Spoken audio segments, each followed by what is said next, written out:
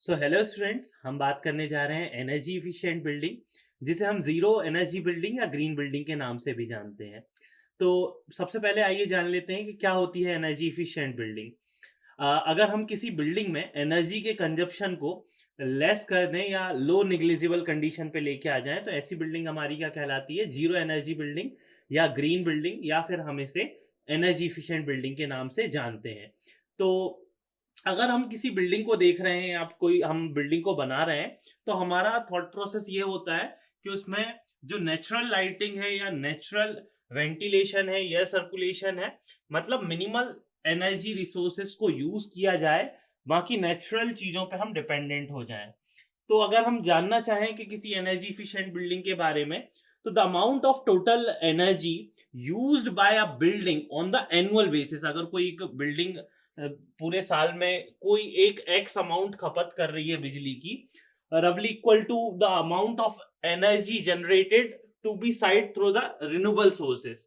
तो अब जो हम नई बिल्डिंग बना रहे हैं, उस बिल्डिंग में जो अमाउंट ऑफ एनर्जी है, वो या तो रिन्यूएबल सोर्सेस के थ्रू मिल जाए, या फिर हम उस जो दूसरी बिल्डिंग के कंपैरिजन में जो एनर्जी कंजप्शन हो रहा है, उससे कम कर पाए। तो ऐसी बिल्डिंग हमारी क्या कहला रही है? एनर्जी इफिशिएंट बिल्डिंग, या फिर ग्रीन बिल्डिंग के नाम से हम इसे जान रहे हैं। तो इससे फायदा क्या होगा, या हम ऐसा कर क्यों रहे हैं? To overcome the energy crisis. भाई, एनर्जी की इतनी क्राइसिस आ रही है, और आगे भविष्य में हम एनर्जी पे डिपेंड हैं, कुछ सोर्सेस पे डिपेंड हैं, तो उससे बचने के लिए रिड्यूस एनर्जी कंजप्शन अगर हम कर पा रहे हैं, तो इससे कई सारे हम, जैसे कार्बन एमिशन हो रहा है, ग्लोबल वार्मिंग हो रही है, इन सबको भी हम क्या कर पाएंगे? रिड्यूस कर पाएंगे। अच्छा, एनर्जी बन क्या किससे रही है? Fossil fuel. हम कहीं ना कहीं पेट्रोलियम प्रोडक्ट, कोल, इन सारी चीजों से कहीं ना कहीं एनर्जी ले रहे हैं, तो वो भी हम क्या कर देंगे? रिड्यूस कर देंगे। अच्छा, इनको रिड्यूस कर देने से एक और फायदा है कि protect our environment for the future generation. तो इन सारी चीजों को ध्यान में रखते हुए हम क्या कर रहे हैं? एनर्जी इफिशिएंट बिल्डिंग को बना रहे हैं। अब जब हम कोई बिल्डिंग को बनाते हैं, तो ऐसी किन चीजों को ध्यान में रख के हमें काम करना चाहिए? सबसे पहले आता है आपका साइट सिलेक्शन एंड ओरिएंटेशन।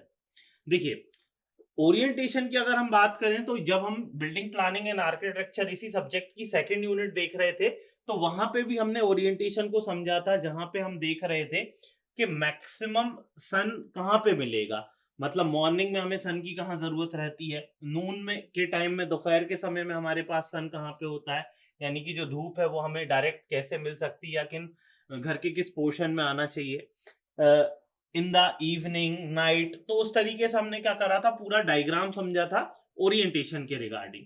और साथ ही साथ हम साइट सिलेक्शन किसी बिल्डिंग की, चाहे वो रेसिडेंशियल बिल्डिंग हो, कॉमर्शियल बिल्डिंग हो, उसकी साइट को जब हम सेलेक्ट करेंगे, तो हम उसकी फेजिंग देखते हैं कि नॉर्थ फेजिंग है, साउथ फेजिंग है, वेस्ट है, ईस्ट है। उस हिसाब से हम उसे सेट करते हैं, ताकि कि maximum amount of sun rays जो है वो बिल्डिंग के अंदर रिसीव हो पाए।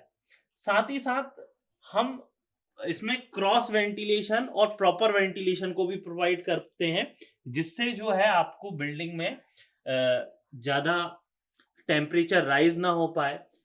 मटेरियल्स को हम कुछ इस तरीके से यूज करते हैं कि जो हमने इंसुलेशन मटेरियल्स है उनको यूज करते हुए हम बिल्डिंग को बनाएंगे, जिससे क्या होगा? Building in the summer days वो आपको कोल्ड फील कराए, कूल फील कराए, कोल्ड कंडीशन में रहे, और इन द जब वो ठंड के दिन रहेंगे या ज्यादा सर्दी पड़ रही है, उस समय अंदर के टेम्परेचर को मेंटेन करके रखे, जिसे हमने थर्मल इंसुलेशन के अंदर भी देखा था। अब हम बिल्डिंग एनवलप डिजाइन, यानी कि जो बिल्डिंग का बाहर वाला हिस्सा होता है, आप एनवलप देखते हैं ना, तो जब किसी हम बिल्डिंग के बाहर वाले के हिस्से की बात करें, तो हम उसको भी कुछ इस तरीके से डिजाइन करते हैं कि वो एनर्जी इफिशिएंट बिल्डिंग के लिए वर्क करे। जैसे कि डैम प्रूफिंग कर देना, water proofing membranes, insulation materials को यूज करना, water slope, drainage pipe, and use high performance building envelope, select the wall, roof and other assembly based on the long term insulation year barrier perform and the durability requirement. तो ये सारी चीजें ध्यान में रख के हम क्या कहते हैं, किसी बिल्डिंग को डिजाइन करते हैं। जनरली आपका ओरिएंटेशन जो है बिल्डिंग का, जब हम साइट सेलेक्ट कर रहे हैं तो मैक्सिमम सन का जो इफेक्ट है वो हमें उस तरीके से देखने को मिले। Material of use material in the construction, insulation materials को हम यूज करें। साथ ही साथ कलर कॉम्बिनेशन जो आर्किटेक्चर के ट्रीटमेंट है, और वेंटिलेशन प्रॉपर हो, क्रॉस वेंटिलेशन हम उसके अंदर प्रोवाइड कर पाए। तो इन सारी चीजों से हम क्या कर पाएंगे, किसी एनर्जी इफिशिएंट बिल्डिंग को डिजाइन कर पाएंगे।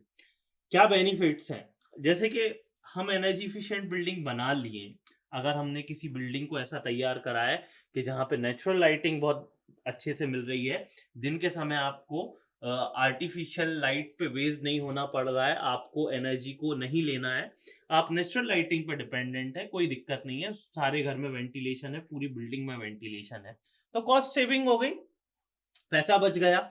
सेम आपको अगर एयर सर्कुलेशन प्रॉपर हो पा रहा है, खिड़की और दरवाजे सही जगह लगे हुए हैं, प्रॉपर वेंटिलेशन लगा हुआ है, तो आपको वहां पे लाइटिंग के साथ साथ एयर सर्कुलेशन भी मिल रहा है, तो कॉस्ट सेविंग कर देगा वो आपको। अच्छा, जब एनर्जी आप रिड्यूस यूज करेंगे तो वहां पे कहीं ना कहीं आपका जो है एयर पॉल्यूशन, और जो हमने जैसे बात करी कि ग्लोबल वार्मिंग के लिए इम्पैक्ट कर रहा है, तो वो भी रिड्यूस कर देगा, कार्बन इमल्शन को रिड्यूस कर देगा।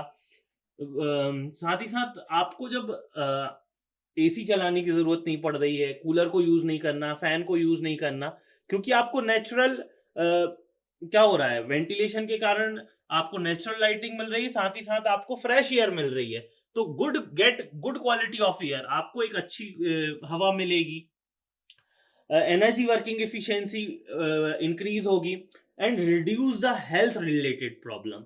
एनर्जी इफिशिएंट बिल्डिंग को आप यूज कर रहे हैं, आप नेचुरल लाइटिंग को ले पा रहे हैं, आप नेचुरल एयर को ले पा रहे हैं, फ्रेश एयर को ले पा रहे हैं, तो ये कहीं ना कहीं आपके हेल्थ के लिए भी क्या होगी, फायदेमंद होगी, हेल्थ रिलेटेड प्रॉब्लम्स को क्या करेगा, रिड्यूस कर देगा।